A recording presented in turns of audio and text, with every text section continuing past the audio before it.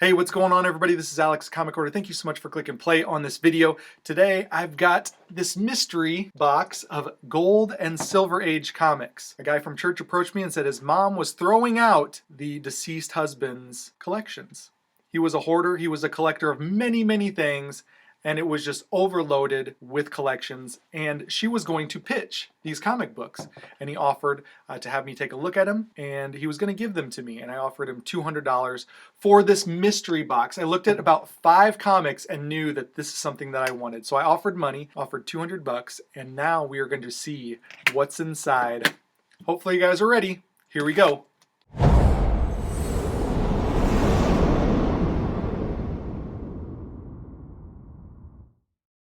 All right, I love these situations where there's pretty much a mystery of a collection, probably comics in the 50s and 60s.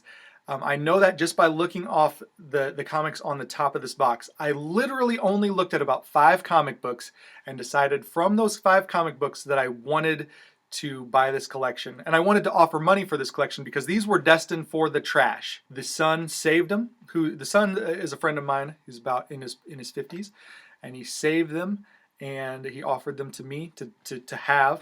And so I offered him 200 bucks for this entire case, and I have no idea what's in it. And he kept telling me, he goes, I don't want the money, don't pay me, because what if it's not worth anything? Well, I can tell you it probably is worth something because these are Golden and Silver Age comic books. So I'm really excited to crack this open and take a look. Now, the first 2 comics are probably not going to be extremely crazy, but really old, nice Suitcase. He said I can keep that too. The first one up, and we're just literally going to look at these together, is this National Velvet. So this is a buddy from church, gave me this collection, paid $200 for it. National Velvet, Gold Key comic. Not anything super crazy, not something that I really, am clamoring for in my collection, but it's from 1962, and it's the #1 issue, so that's pretty neat. Then we've got this, The Illustrated Story of Dogs. The Illustrated Story of Dogs. This one is 1958, and he's got some. This is the #1 issue. He's got some prices here. The high would be $42, the low would be $7 or something like that. Once again, who knows? We're gonna look at this entire thing together, and you guys are gonna see some of these things. I might go like this. I don't know. So I don't have to hold up that box there. Okay, All-Star Westerns. Johnny Thunder from 1960, issue number 13. I've been digging on the Westerns, been liking the Westerns. Here is a Jace Pearson, Tales of the Texas Ranger from 1958, number 19. All pretty awesome, pretty cool stuff here. Illustrated Story of Whaling. This is from 1960, issue number 28. Illustrated History of Horses. Horsing from 1958. This is issue number 3. Rough Riders, the Rough Riders Classic Illustrated with Teddy Roosevelt. Some of these are not bagged and boarded. Let's look at this one first. The Lone Ranger's Companion, Tonto, 1952. So 1952, that's awesome. Number 6. As soon as I saw Atlas, I was like, yep, this is going to happen. This is awesome. Outlaw Fighters number 5. Cool Western. I would assume there's a store stamp, or there's a date stamp on there too. I would assume this is probably a Joe Manili cover, but really, really awesome. Outlaw Fighters. National Velvet from 1962. And this is about as far down, these next 2 or 3 comics is about as far down as I got. Flash number 128. Invincible Iron Man, number 28, and this is one of the, hopefully, one of the newest comics in this collection. I have no idea. Getting down to the bottom, there could be some crazy new comics. I have no idea. The Invincible Iron Man, number 28. Lone Ranger, not sure what issue this is. It's a Dell. Challengers of the Unknown, number 42. It's got a pretty gnarly spine roll there, but I like the monsters on the cover. This is the one that I flipped to this one and I knew, okay, yep, deal done. This is Brave and the Bold number 60. This is the first appearance of Wonder Girl. I knew that I wanted this set because this is the book. It's not in the best condition, but I knew this was a book that I had been after and a character that I wanted to collect, so that's cool. Popped bottom staple there. So that's everything that I knew was in there. All the rest of this is complete mystery. This is a Gladstone reprint of Walt Disney Comics and Stories. I don't know if this is a reprint, but it's a Gladstone issue. 536. 1958. This is a Gene Autry and Champion, number 119. Superman number 155.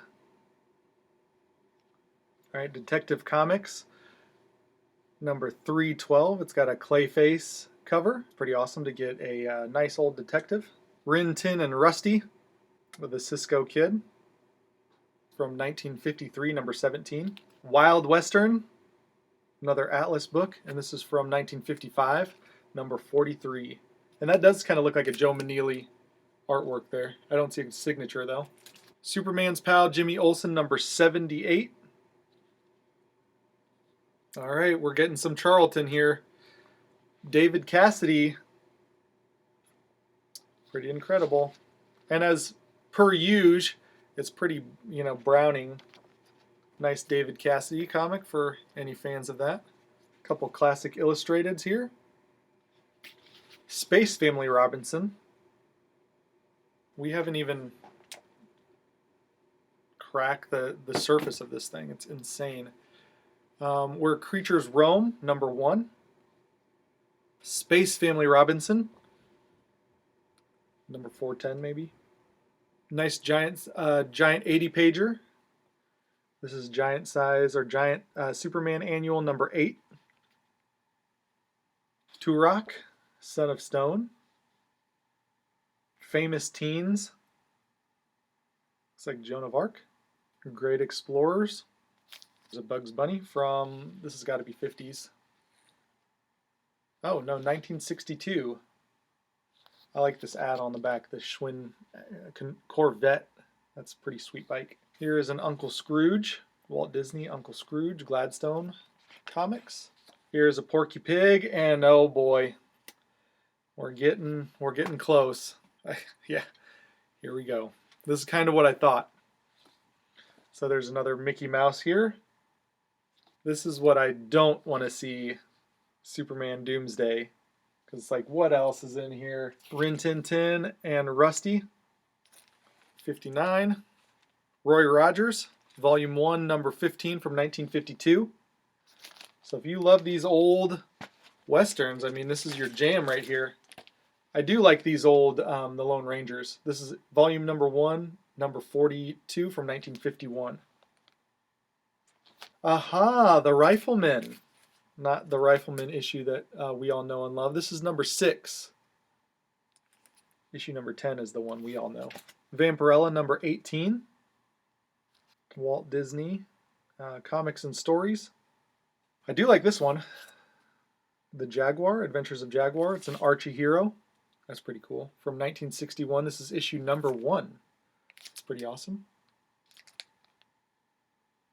Baby Huey.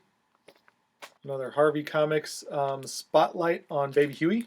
Baby Huey and Baby Huey. That's the stuff that I do not want to see in this collection. Another Tonto. This is from 1952, issue number 3. So remember, I paid $200 for this box of comics.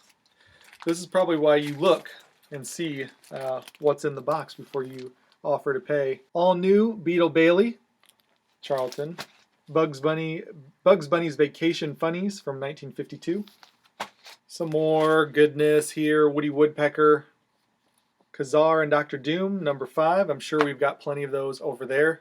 Got some more Death of Superman. Newsstand editions. I think this is second appearance of Doomsday. I'm not sure what this is. Some sort of coloring book maybe, or no, black and white comic book from 86. Betty Boop. This is a Fiction House. That's kind of cool. Fiction House. This is Indians. Picture stories of the first Americans. This is issue number 5 from 1951. Rocky Lane Western from 1957. Cheyenne, Adele comic here. Roy Rogers and Trigger from 1959. Okay, here we go. 1949. We've got Tex Granger, number 20 from 1949. So this is Tex Granger, number 20. It's kind of cool. Nice old. All right, we've got The Rebel from 1961. Okay, now we're getting into more Silver Age. This looks pretty promising. Giant Size Annual, Superman, number 7. House of Secrets, number 73. Could it have been just a few issues later? Cheyenne. Okay. Superboy, number 107. I like the looks of this. Adventure Comics, 313. Superman's Girlfriend Lois Lane, 38. Now we're getting into more of the stuff that I really appreciate. Adventure Comics, 323 with the Legion of Superheroes. Adventure Comics, 299. Superman's pal Jimmy Olsen, number 60.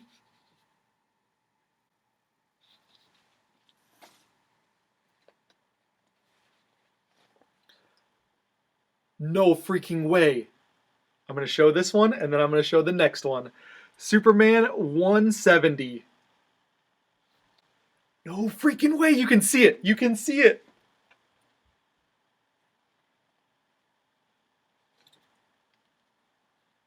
Amazing Spider-Man number 14, the first appearance of Green Goblin. Yeah! Woo! This is awesome. First appearance of Green Goblin. You guys, check it out. Now we're talking. Now we are talking. This just well paid for the collection. Oh, you guys. What else is in here?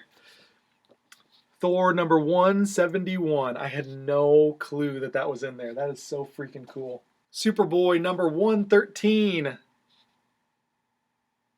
lot of these have spine rolls, but that one surprisingly did not have a spine roll. Adventure Comics, 321. World's Finest, 143. Strange Adventures, 177. Superman's Girlfriend, Lois Lane, number 40. Captain America 127. Superman 171.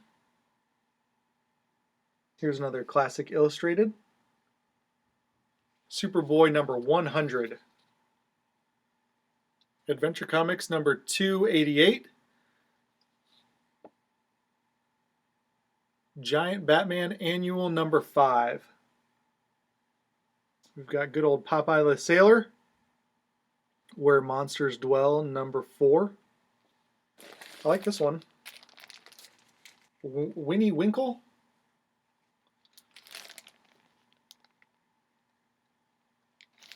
All right, just a few left, my friends. Adventure Comics number 320.